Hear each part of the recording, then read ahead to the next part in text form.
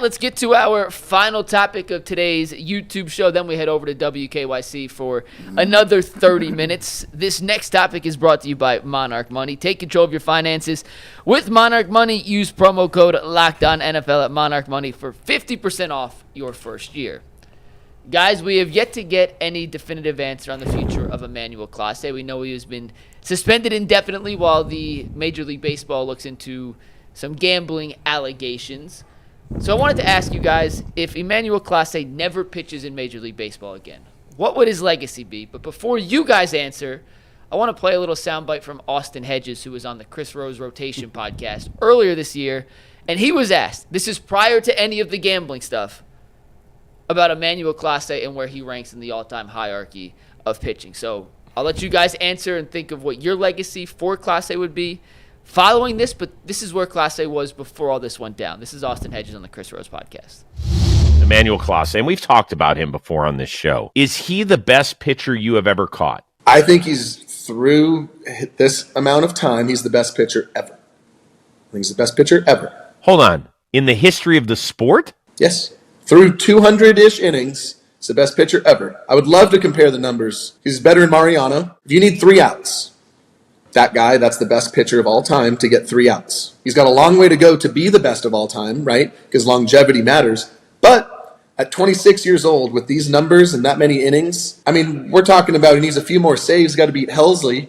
If he does, that's 3 years in a row leading all of MLB in saves, which has never been done before. I mean, this guy added a new pitch essentially this year to shape his cutter even more to the bottom of the zone at 101. So yes, I would hold firmly to that he is the best pitcher of all time through this amount of time.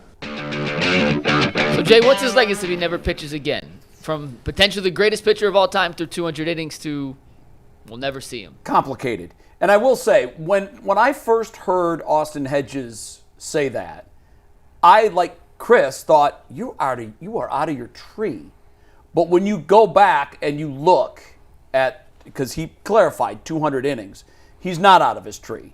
I'm not sure that he is the greatest pitcher ever through 200 innings, but he absolutely is in that conversation. This is what the reason I say his legacy is complicated is I think he's going to go down as a guy whose star burned hot and bright and had incredible upside, but also a lot of controversy. Remember the positive steroid test? When you test positive for steroids, that always sticks with a guy, and that's always stuck with me with him. And it also makes you wonder, okay, is he now using HGH or something that baseball can't find because they're not testing for it? So I've always kind of looked at him with a raised eyebrow. Then I went and I looked at numbers from last year, and this is where it really gets complicating for me. Last year in the regular season, he was all-time great. That's not even up for debate. 47 saves, a .61 ERA, and a whip of .66. He led the league in saves 3 straight years. Compare his playoff ERA to his postseason ERA, and it was such an abomination and such an anomaly that now it's fair to ask, was he really that bad, or was he throwing games? And that's a fair, if these allegations prove true, how does a guy go from giving up? These are the numbers that really get you. In 74 appearances in the regular season, he gave up 8 earned runs. 74 appearances, 8 earned runs. In 7 playoff appearances, he gave up 8 earned runs. I got that wrong. I'm sorry. 74 appearances in the regular season, he gave up 5 runs.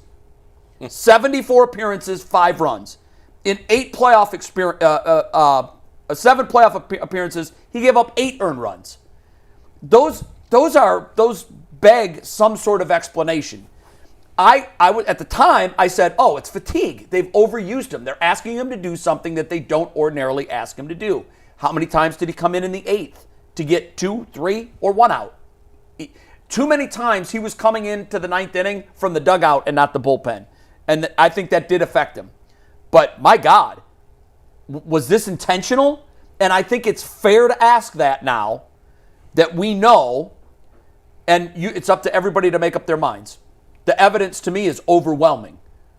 And I don't know what other evidence we have. Some might exonerate him, some might implicate him.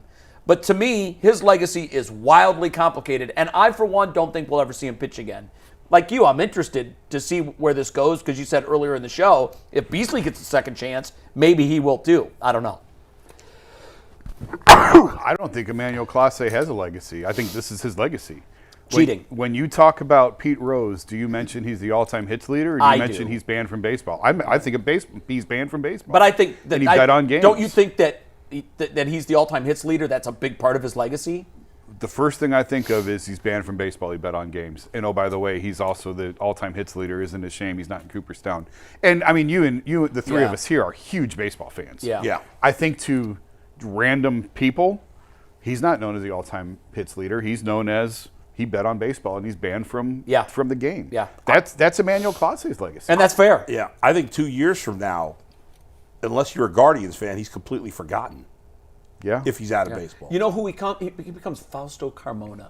The latest line of remember, is just like, remember guy him? who was great for a minute. By the way, Hedges' comments, you can't say he's the greatest pitcher ever through 200 innings is stupid. Saying he's the greatest closer ever through 200 innings, all right, I'll hear that. Well, I think the reason he said that is because no starter has numbers, but that's not fair. He's pitching 9 innings or 8 innings instead of 1. I've never seen a lineup 3 times versus No, you've three got to batters. compare him to relievers. I've never seen anything like Doc Gooden in his rookie year. There was nothing I ever saw like phenomenal.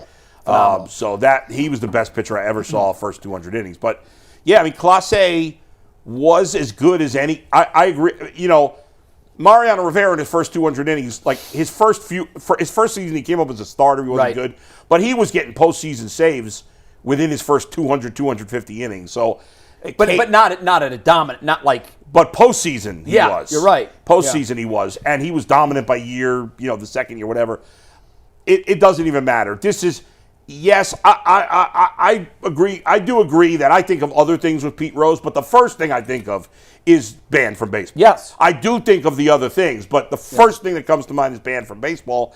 And while this guy was great before this, it wasn't long enough that, like, he didn't have a Hall of Fame career. No, he didn't play long enough. He might have been on track. Well, of course he was on track. But there's been a lot of closers that were on track and flamed out. So. Well, at that position, that's what happens. To me, what's most impressive is that he was on pace to lead the league in saves for the 4th straight year. Right. Yeah, and you know, as much as I still think it was fatigue last postseason, it is not unfair to say was he tanking games. Right. I agree with both of that. I don't think he was throwing games, but it's more than reasonable right now as we sit here to say, to at least ask that and have that agree with you. I don't think he was either. I think the moments were too big for him, and I think it was exhaustion and asking him to do something out of his normal. Yeah. But... And I don't think he was intentionally, because if you go back and look at some of those pitches were damn good pitches that ended up being home runs. Some of them were meatballs and some of them were... Some were, but there were a few that were like, okay, I don't know where he could have put it. Yeah. But that, to make that allegation is not so much a leap of faith today as it would have been then. Right. Now we know... If you would have said that at the time, we'd be like, what are you, out of your mind? I would have said that too. Yeah. But now, okay. It's not... Was he? Yeah. I mean, he gave up 4... earned runs, you know, that might be one of the most incredible seasons of all time. Yeah. I mean, he finished 3rd in the Cy Young and I think top 10 in MVP. I have his note. He finished 11 in MVP. 11. He was untouchable in the regular season. He gave up 5 earned runs in 74 appearances. Let me give the numbers from last regular season, just for anyone else who's not looking. He went 4-2 in 66 games finished. He pitched in 74 overall games. Yep. He had 47 saves. In 74 and a third inning, he gave up 39 hits, 5 earned runs, struck out 66. Pitched in half their games. He gave up 5 earned runs. The strikeouts aren't that amazing, but... I think he had 8 per 9. Yeah. 8 per 9, exactly like that, yes. But I mean, and he allowed like 40-something base runners. But his walks per 9 were low. 1 per 9, I think. Right. His whip was what, like 060? Yeah, he could very low. His whip was 0.659. I mean, that's like ludicrous. That's video game numbers. Yeah. It's and then for him to give up 8 runs in 7 appearances after giving up 5 in 74, I can ask, was this intentional? I think the one thing that makes me think that makes me think it was like Kate Smith also struggled there. Like all their relievers kind of struggled in the playoffs. I know, but he was just head and shoulders better than everybody. Well, but Kate Smith, I mean, I don't know. Kate Smith was great. He was untouchable. But the in the disparity regular season between Cade in the regular season and the playoffs is not as jarring as this. No, it's not. You're right. This is fair. incriminating. If you, whatever. If you would have told me a Guardians pitcher is going to be swept up in gambling allegations, he would have been my first choice, my second choice, and my third choice. Me too, because he cheated. He's cheated once before. Well, there's that. Honestly, I'd forgotten and about so that. you lose the benefit of the doubt with me. When you cheat one time, sorry, you don't get the... You're a cheater. He's kind you're of a cheater. He's kind of a knucklehead, too. Like, he's kind of a knucklehead. Yeah, well, he went home after one of his playoff blows and posted pictures of his awards on social media. Yeah. That's when I initially said, I don't know that this guy will ever rebound from this. No, I don't. Because that's a mental collapse when you do something like that. It's such a shame. He's got such immense talent. Oh. And where will he go, Jay? Will he go to the Mexican League? Will he go to Korea? I mean, will anybody have him? I'm hesitant. After the Beasley thing, I'm like, I want to make sure that he might get a conviction on this before we totally throw dirt on him. Maybe by some chance but the difference here is basketball and the FBI. It was involved, but baseball. They are synonymous with you don't gamble. Period. Full stop. Yeah. Like, look at football. The way that football dealt with steroid users. It's like they didn't care really. Okay, you get 4 games, and then it's erased off your legacy. Nobody even cares. I can tell you players that tested positive for steroids that people don't remember. Yeah. But in baseball, we don't forget. Never.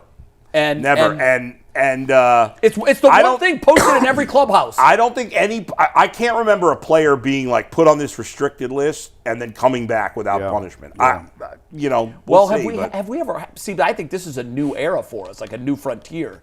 We haven't had gambling investigations in baseball. There were last year, and all those guys got suspended. Now, not all of them were banned for life. But the odd thing is, refresh my memory, Bull. What the one dude was banned for life? Yeah, I do remember. Tusapita Marcano. Wow, good pull, man. Yeah. I wouldn't have got that on a multiple choice. But what's odd about awesome. Those guys, it came out, okay, here's what they did. Right, and they were immediately suspended. Right. This is odd because they've pulled them. Yeah. But they haven't been. It's weird that they haven't announced the thing. it. Yeah. I would guess, and see if you guys agree with this, the longer this goes, the better it becomes for both pitchers. Maybe. I don't know. And here's why. Here's why I say that. If they had the smoking gun, they would. Why would you sit on it until August? Right. Guys, August 31st was the date. This has already been extended once for our team. That's true. Now, here we are. We're extending it another time. I was discussing this with someone in the legal community, and I said, what kind of proof do they need to show? And they said, well, what we have so far is a lot of people on social media that have been very, very observant, and they've put together all these videos of all of these suspect pitches, and all of that is great. But that's like having, and don't conflate the crimes. This was his example. He said, that's like having a murder with no body or weapon. Those are very, very difficult convictions. Yeah. You might have a lot of, circumstantial, but you don't have the 2 most important things you need. 1, was there a crime committed? And 2, what proof do you have that it happened? Yeah. And if there was no electronic devices, this is what he said. I'm sure right now they're combing through their electronic devices. I'm guessing these guys had some level of intelligence to at least say, we can't talk, it's got to be face-to-face, and this is how it's going to go down. If 10 of his buddies cashed checks for $10,000 on pitches that ended up being balls that they bet were going to be balls, to me, that's as close to proof as you can find.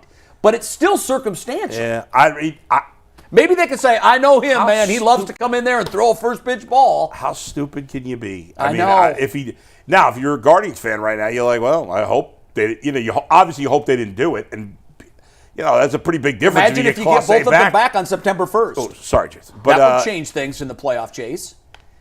Yeah, I think they're done. I think they're done for this year. But guys, I'm just careful. saying.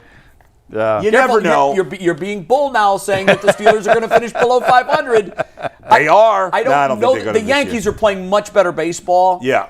And the Guardians have made some blunders the last week that you just shake your I head just look at the other teams. I don't think they're as good as them right now. But I agree. What are they, 2.5 behind the Yankees, though? no, the Yankees are the top wild card. They're I think three Oh, behind they are. Seattle Oh, for the last okay. spot. I think Three because behind. Seattle's gone in a slump. They chased down Detroit. Now, granted, the They're lead 3 against back of Detroit. Seattle. Yeah, but they cut 10 games off the lead on Detroit in a month. Right, but now it's back up again.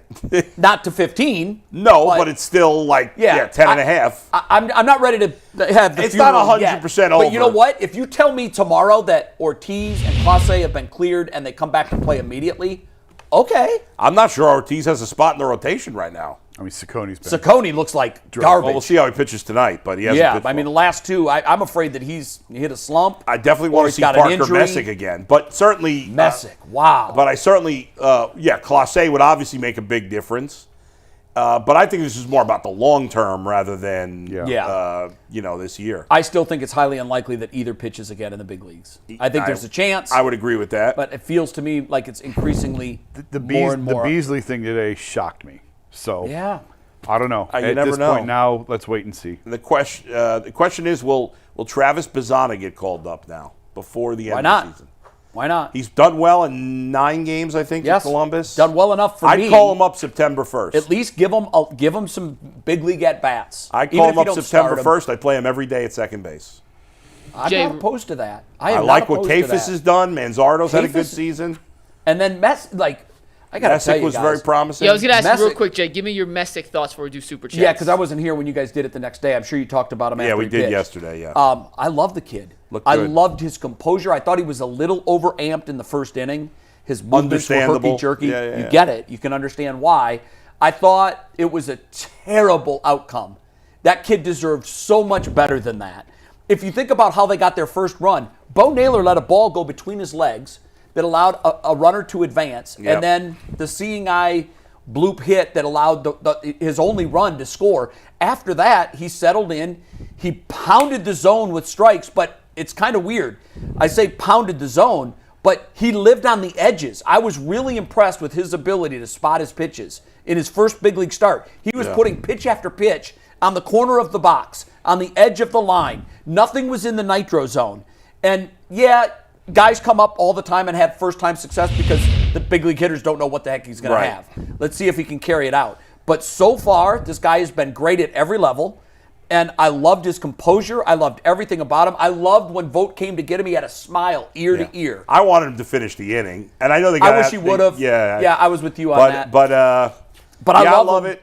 I love him. I really like what I saw. To me, that what stands out is he only gave up 1 walk in almost 7 innings. Very good command. 16, At one point, I think he had 16 of 19 first pitch strike. That might have been his final Which is numbers. huge, obviously. Like, you got to start guys with strikes. Don't. The kid, the rookie from Milwaukee, the tall, thin. Mizorowski, yeah. He pitched the other night. I watched highlights of his Yeah, game. it was against the Cubs, yeah. So. Pitched great, except for 1 inning. He walked 3 guys. Yep. He allowed 3 runs because there was a bases clearing double. And other than that, they didn't touch him. Yeah. It's just like walks are poison. If you're going to give guys free passes, expect for them to come home. Yeah. And that's what killed him. And what I was most impressed with Messick was he wasn't even in jeopardy of losing guys. Like, he was ahead in the count the entire time. And the fact that he's a lefty, I love that. oh my God, he could really, really be a jolt to this organization if he pans out.